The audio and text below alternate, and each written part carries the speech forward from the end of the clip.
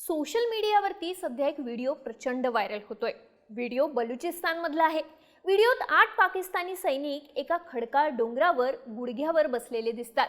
त्यांच्या शेजारी बलूच लिबरेशन आर्मीचे जवान बंदुका घेऊन उभे आहेत। व्हिडिओत हे पाकिस्तानी सैनिक पाकिस्तानच्या सरकारकडे मदत मागत असल्याचं दिसतात।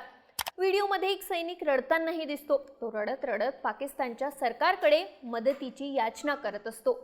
पाकिस्तानी सैन्याचा दावा आहे की हे सैनिक त्यांचे नाहीत।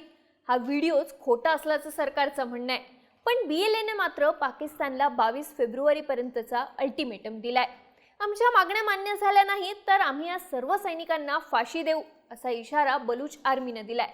हा सगळा विषय नेमका काय? बलूच आर्मीने पाकिस्तानी सैनिकांना आपल्या ताब्यात का आणि कसं घेतलं?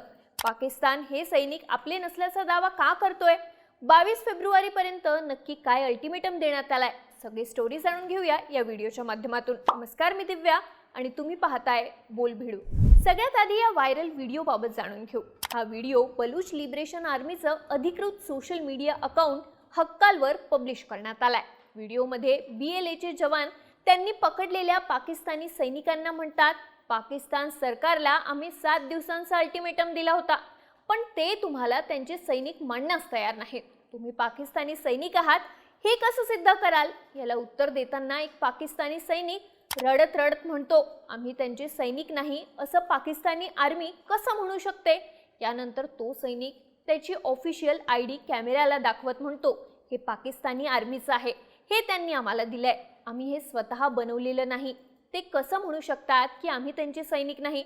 यानंतर दुसरा सैनिक म्हणतो, आमची अधिकृत भरती झाली होती, आमच्याकडून कागदपत्र घेण्यात आली होती, आम्हाला वेगवेगळ्या ठिकाणी तैनात केलं होतं, आता अधिकारी आम्हाला पाकिस्तानी सैनिक म्हणून स्वीकारण्यास नकार का देतायत? खरं तर हा व्हिडिओ पाकिस्तानच्या सरकारला उत्तर म्हणून जारी करण्यात आलाय।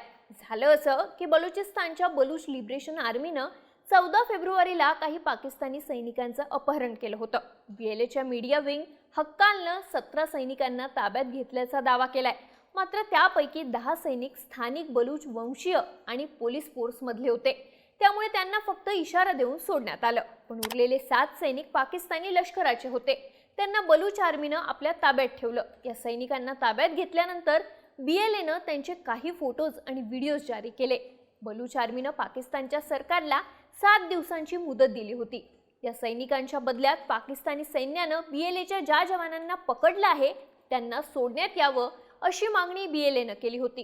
जर आमच्या जवानांना 22 फेब्रुवारीपर्यंत सोडलं नाही तर त्यानंतर या सैनिकांना मारलं जाईल अशी धमकी सुद्धा बलूच आर्मीनं पाकिस्तानला दिली होती।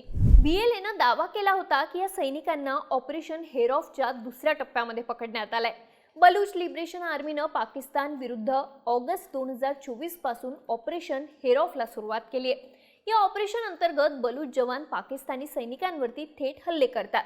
आता बलूच आर्मीनं या पाकिस्तानी सैनिकांना पकडून त्यांचे फोटोज आणि व्हिडिओज जारी केले, पण पाकिस्ताननं मात्र हे सैनिक आपले नाहीतच असा दावा करण्यास सुरुवात केली।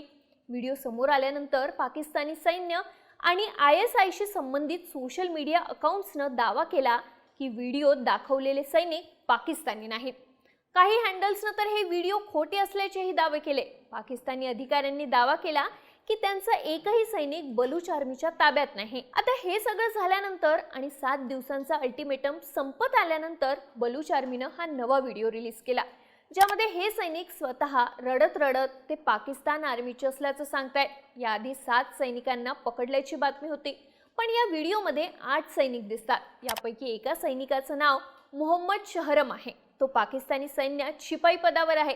तो रडत रडत कॅमेऱ्यावर स्वतःचं ID कार्ड दाखवतोय। मोहम्मद शहरम म्हणतो की त्याचे वडील अपंग आहेत आणि तो त्याच्या कुटुंबातला सर्वात मोठा माणूस आहे। तो पाकिस्तानी सरकारला अपील करतो की सरकारनं त्याच्या सुटकेसाठी प्रयत्न करावे। याशिवाय बलूच आर्मीनं दीदार उल्लाह आणि उस्मान या 2 सैनिकांचे व्हिडिओही जारी केले। व्हिडिओमध्ये हे दोघं त्यांचं ID कार्ड दाखवतात आणि ते पाकिस्तानी सैनिक असल्याचा दावा करतायत। दीदार उल्लाह हा पाकिस्तानच्या खैबर पख्तूनवा प्रांताच्या बुनर गावाचा रहिवासी आहे, तर उस्मान हा पंजाब प्रांताच्या गुजरावाला गावचा रहिवासी आहे। आता बलूच आर्मीने एवढे सगळे पुरावे देऊनही पाकिस्तानी सरकारनं अजून या सैनिकांना आपलं मानलेलं नाही। खरं तर आपल्या सैनिकांची अशा प्रकारे जबाबदारी झटकणं हे पाकिस्ताननं काही पहिल्यांदा केलेलं नाही. याआधी 1999च्या कारगिल युद्धाच्या वेळी पाकिस्ताननं अशाच प्रकारे त्यांच्या सैनिकांना स्वीकारण्यास नकार दिला होता. 1999 मध्ये पाकिस्तानच्या सैनिकांनी LOC ओलांडून भारतीय हद्दीत प्रवेश केला होता. त्यावेळी जनरल परवेज मुशर्रफ हे पाकिस्तानचे लष्कर प्रमुख होते. त्यांनी म्हटलं होतं की हे जवान आमचे नाहीत, ते काश्मीर मुजाहिद्दीनचे आहेत. मात्र नंतर भारत पाकिस्तान युद्ध झालं, ज्यानंतर या सैनिकांचे मृतदेह सापडले. त्यावरून ते पाकिस्तानचे आहेत हे सिद्ध झालं. तरी सुद्धा पाकिस्ताननं त्यांचे मृतदेह स्वीकारण्यास नकार दिला होता. शेवटी आंतरराष्ट्रीय दबाव आणि देशांतर्गत वाद वाढल्यामुळे पाकिस्तानला आपली भूमिका बदलावी लागली. आता सुद्धा पाकिस्तान सरकार हेच करतंय. बलूच आर्मीनं पाकिस्तानच्या 7 ते 8 सैनिकांना आपल्या ताब्यात घेतलंय. BLAनं त्यांचे व्हिडिओ जारी करून पाकिस्तानला 7 दिवसांचा अल्टिमेटम दिला होता, पण पाकिस्ताननं त्यांना स्वीकारण्यास नकार दिला. ज्यानंतर बलूच आर्मीनं ID कार्डसह त्यांचा नवा व्हिडिओ जारी केला. BLAचा आरोप आहे की हे सैनिक बलूच लोकांविरुद्धच्या हिंसाचारात सहभागी होते. या सैनिकांवर खटले भरवण्यात आले होते, त्यांचे जबाब नोंदवण्यात आले आणि त्यानंतर त्यांना दोषी ठरवण्यात आलं, असं बलूच आर्मीचं म्हणणं आहे. दोषी ठरवण्यात आल्यानंतरही BLAनं वाटाघाटीसाठी पाकिस्तानला 7 दिवसांचा वेळ दिला होता. त्यानंतर या सैनिकांना फाशी दिली जाईल असं म्हटलं होतं. आता हा अल्टिमेटम 22 फेब्रुवारीला संपतोय, पण पाकिस्तानच्या सरकारकडून अजूनही काहीच उत्तर आलेलं नाही. त्यामुळे आता बलूच आर्मी या सैनिकांचं काय करते? त्यांना फाशी दिली जाते की शेवटच्या क्षणी पाकिस्तान सरकार हे सैनिक आपले असल्याचं मान्य करून वाटाघाटीला तयार होतं? हे पाहणं महत्त्वाचं असेल. तुम्हाला या सगळ्याबाबत काय वाटतं? बलूच आर्मीनं पाकिस्तानी सैनिकांना काय शिक्षा द्यावी? तुमची मतं आणि प्रतिक्रिया आम्हाला कमेंट करून नक्की सांगा. आणि माहितीपूर्ण व्हिडिओजसाठी बोल भिडूच्या YouTube चॅनलला सबस्क्राईब करायला विसरू नका.